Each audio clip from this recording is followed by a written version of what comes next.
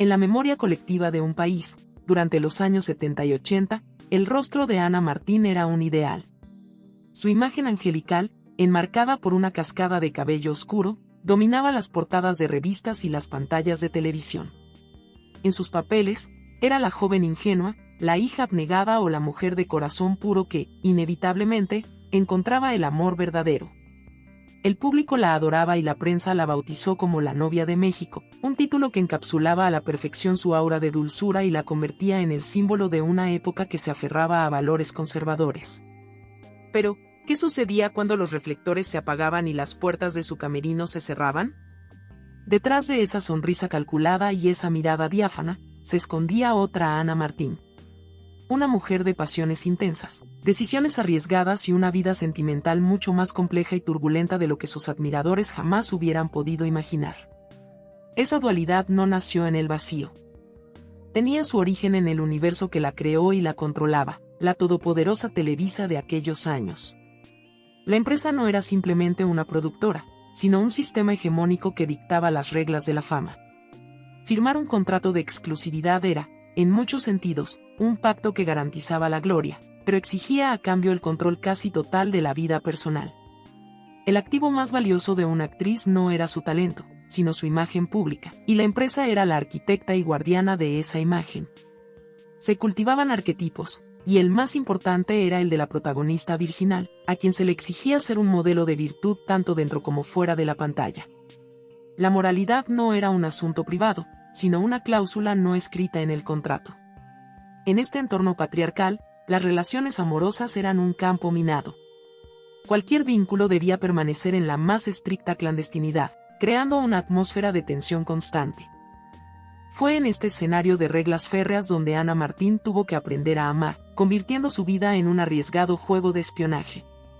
Y fue precisamente en los sets de grabación, bajo la mirada atenta de todos, donde se atrevió a romper la regla más sagrada, encendiendo un fuego que amenazaba con quemarlo todo.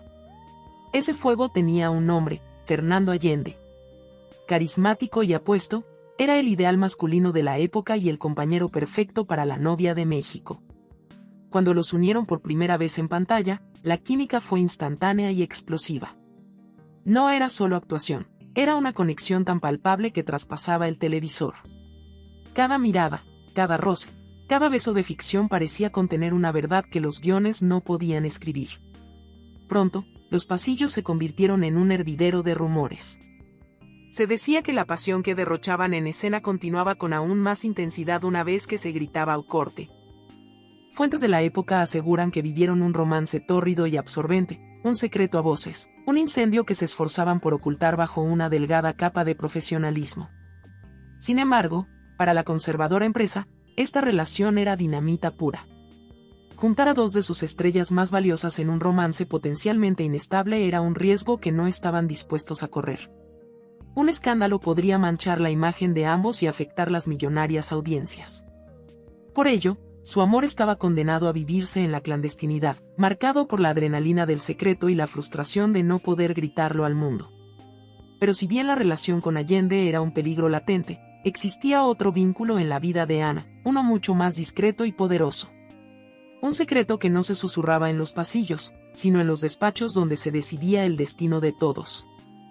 Era una historia que no se publicaba en las revistas, sino que se murmuraba con temor en cenas privadas. La leyenda cuenta que el corazón de Ana Martín estuvo fuertemente ligado a un hombre mucho mayor, una figura de inmenso poder, un padrino de la industria. Su identidad es el mayor misterio de esta historia.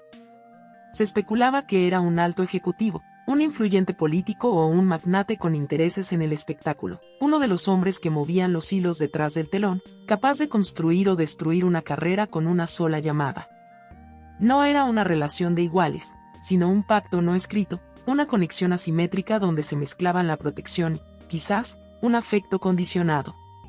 Esta supuesta relación explicaría su ascenso meteórico y su aparente inmunidad en el medio. A cambio de lealtad, este hombre le habría ofrecido un blindaje, pero ese tipo de protección siempre viene con un precio. La habría colocado en una jaula de oro, limitando su libertad y obligándola a vivir bajo una vigilancia constante.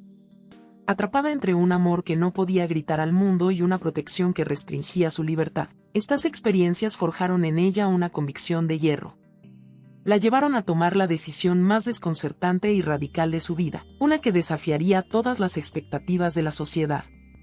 Aquí yace la gran paradoja: la mujer coronada como la novia de México nunca caminó hacia el altar. Durante décadas, la pregunta ha flotado en el aire. Una teoría apunta a las cicatrices emocionales de sus amores clandestinos. Es posible que el romance con Allende y la conexión con su poderoso protector la llevaran a una conclusión simple: el amor, en su mundo, era sinónimo de conflicto y pérdida de libertad. Otra teoría, más audaz, sugiere que su decisión no fue una reacción al dolor, sino una elección proactiva y revolucionaria para su tiempo. En una sociedad donde el matrimonio era visto como la meta final para cualquier mujer, Ana Martín pudo haber decidido, conscientemente, que su carrera y su autonomía eran más importantes. Sabía que casarse significaría ceder control. Al permanecer soltera, se convirtió en la única dueña de su vida, su carrera y su imagen. No fue que no encontrara al hombre adecuado, fue que quizás, el único compromiso que estaba dispuesta a aceptar era consigo misma. Ya fuera por protección o por convicción, esta decisión final es la que define su verdadera historia, una que trasciende por mucho sus papeles de joven sufrida. El tiempo ha desvanecido el brillo de las portadas de revista, y las telenovelas de aquella época son hoy un recuerdo nostálgico. Sin embargo, la figura de Ana Martín perdura con una fuerza inesperada. Su verdadero legado no es de amor romántico, sino de una silenciosa pero inquebrantable rebelión. En una era en que las estrellas femeninas eran tratadas como propiedades de las televisoras, y su valor se medía por su docilidad, ella se atrevió a ser dueña de sí misma. Su rebelión fue íntima y personal.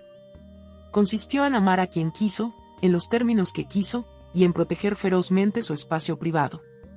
Pagó un precio, sin duda, la soledad mediática y la renuncia a la vida familiar tradicional que la sociedad le exigía.